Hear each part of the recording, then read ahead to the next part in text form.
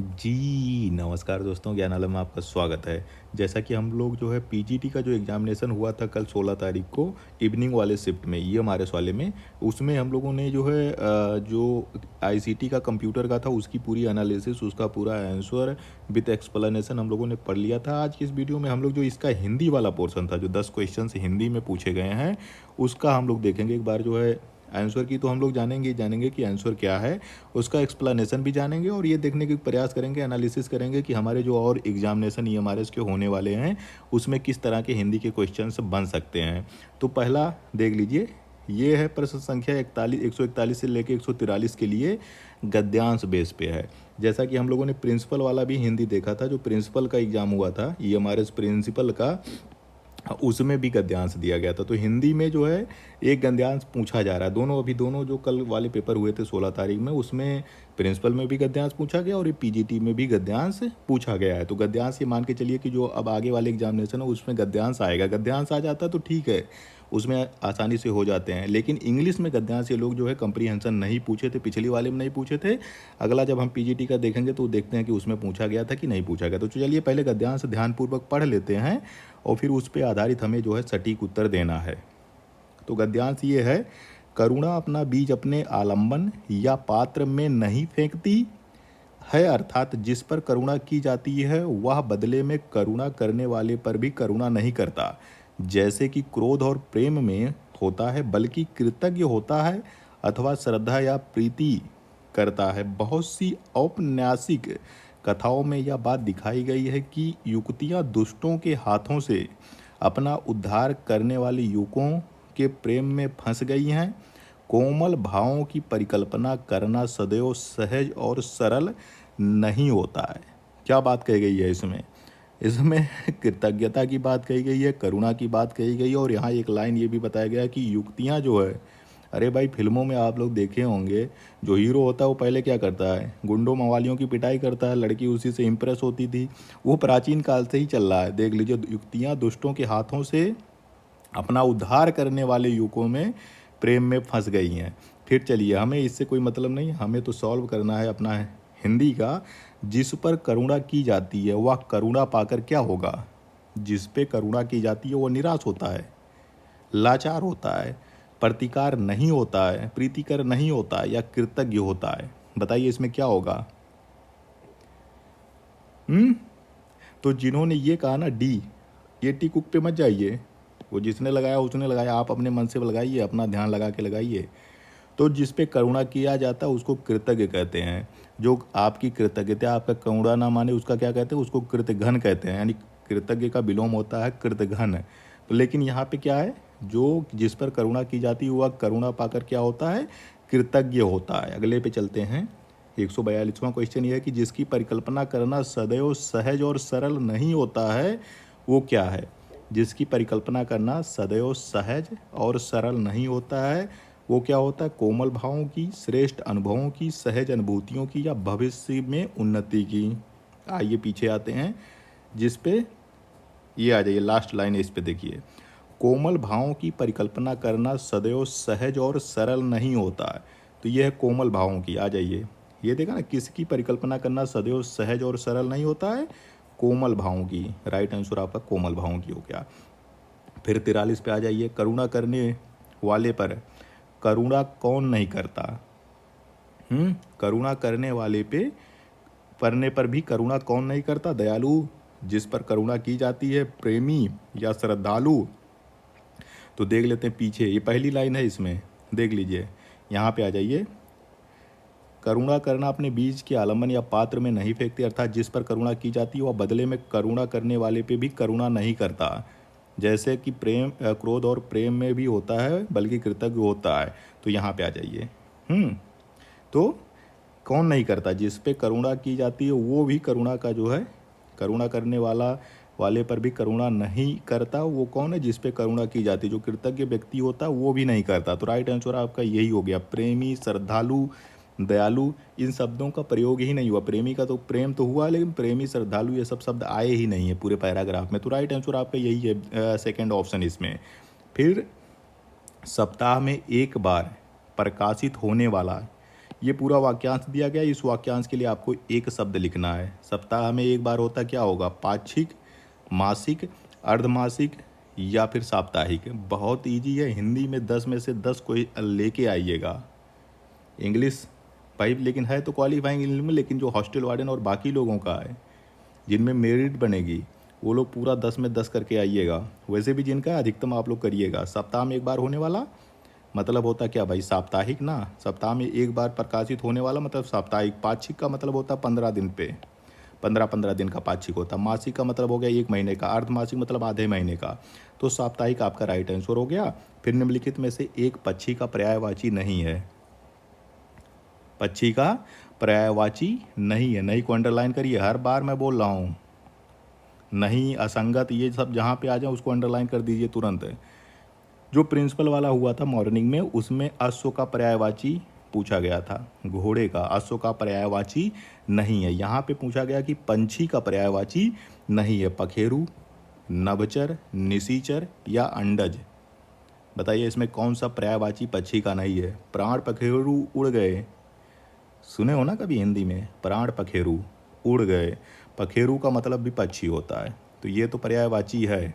नभचर, नभ मतलब होता है आकाश और चर मतलब होता है चरने वाले या घूमने वाले या विचरण करने वाले। जैसे होते थलचर होते हैं, नभचर होते हैं, जलचर होते हैं। तो नभ में कौन रहता है? पक्षी रहती है। तो नभचर का मतलब भी पंछी होता है। ये दोनों पंछी हो गए। अरे भाई ये देखिए निशाचर। निशाचर वैसे नहीं होता, निशाचर होता है। सही में कहते हैं निशाचर है। निशाचर मतलब होता है राक्षस जो रात्र में चरते हैं। यहाँ भी चर लगा हुआ है। निशी मतलब रात होता है और चर मतलब जो होता है विचरण करने वाले, घूमने वाले, उसके लिए यूज होता है। जैसे नभचर है ना, वैसे चर है। तो निशी मतलब रात होता है, रात में चलने वाले। आप इसको उल्लू भी कह सकते हैं। उल्लू भी एक पक्षी है, लेकिन ये सिर्फ उल्लू के लिए है, या फिर ये राक्षस के भी लिए है।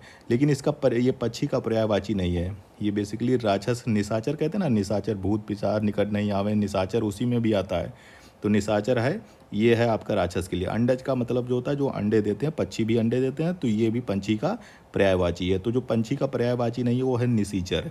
अगले पे चलते हैं कि निम्नलिखित में से विलोमार्थी शब्दों में से असंगत चुनिए। प्रिंसिपल में भी विलोम शब्द पूछा गया था, यही सेम टाइप का क्वेश्चन पूछा था असंगत युग में, और यहाँ पे भी सेम पूछा गया है। तो कौन सा विलोमार्थी असंगत है? असंगत असंगत असंगत, हाँ, हर्ष का विषाद। हर्ष मतलब खुशी, विषाद मतलब दुख, सही है। ह्रास मतलब कम होना, वृद्धि मतलब बढ़ना, ये भी सही है। लुप्त, स्पष्ट, हार, जीत। हार का जीत ही होता है। लुप्त का क्या होगा? लुप्त मतलब होता गायब हो जाना। लुप्त का गायब होना, इसका मतलब हो जाए या तो ये हो जाएगा क्या, लुप्त का प्रकट हो जाएगा। प्रकट हो जाना मतलब जो दिखाई दे। लुप्त मतलब गायब हो जाना, और उसका उल्टा हो जाएगा प्रकट हो जाए, जो दिखाई दे। स्पष्ट का विलोम हो जाएगा अस्पष्ट। अरे भाई स्पष्ट है, क्लियर है, अनक्लियर है, अस्पष्ट है। तो ये जो है सही विलोम नहीं है। लुप्त का प्रकट होना चाहिए। ठीक है, तो राइट आंसर आपका ये जो तीसरा है वो हो जाएगा। फिर अगले पे चलते हैं। 47वां ये कह रहा है कि निम्नलिखित में से द्वंद्व समास वाला शब्द नहीं है। फिर आ जाए, देखिए नहीं नहीं, हर जगह द्वंद्व समास नहीं है। और द्वंद्व का हमने क्या बताया था भाई? ऐसे समास जिनका समास विग्रह करने पे उसके बीच में तथा, या और, अन्यथा इस तरह से कोई शब्द आ जाए तो वो द्वंद्व समास होगा। उससे पहले वाले में चंद्रमुखी पूछा गया था। प्रिंसिपल वाले में पूछा गया था कि चंद्रमुखी में कौन सा समास है? चंद्रमुखी किस में पूछा गया था? जो मॉर्निंग में प्रिंसिपल का एग्जाम हुआ था उसमें पूछा गया था कि चंद्रमुखी में कौन सा समास है। तो चंद्रमुखी में कर्मधारय समास है। चलिए वो तो उसमें हम लोगों ने पढ़ लिया था। यहाँ पे आप लोग द्वंद्व समास देखिए। लूट मार, काम काज, ध्यान मग्न, घास भूस। अब इसमें बताइए कि क्या है, कौन सा समास है? लूट, अब इसको तोड़िए, जहाँ पे भी तोड़ने पे और तथा या आ जाए तो समझ जाइए कि आपका जो है द्वंद्व समास है। लूट, लूट भी है, और लूट और मार, इसका समास विग्रह हो जाएगा लूट और मारपीट, या लूट या मार। काम और काज, काम और काज। ध्यान मग्न का ध्यान और मग्न नहीं होता है, ठीक है भाई, ध्यान अलग है, मग्न अलग। ध्यान में मग्न हो गया। घास और भूस, इसका समास विग्रह होगा घास और भूस। तो यहाँ पे भी और आ रहा है, यहाँ पे भी और आ रहा है, यहाँ पे भी और आ रहा है। ये भी द्वंद्व समास है, ये भी द्वंद्व समास है, ये भी द्वंद्व समास है। ये ध्यान मग्न जो है ये ये द्वंद्व समास नहीं है, तो राइट आंसर आपका यही हो गया। अगले पे चलते हैं कि निम्नलिखित में से कौन सी वर्तनी के हिसाब से अशुद्ध है। किसकी वर्तनी अशुद्ध है बताइए। बाह्य, बाण, जजमान या फिर वनस्पति, बताइए।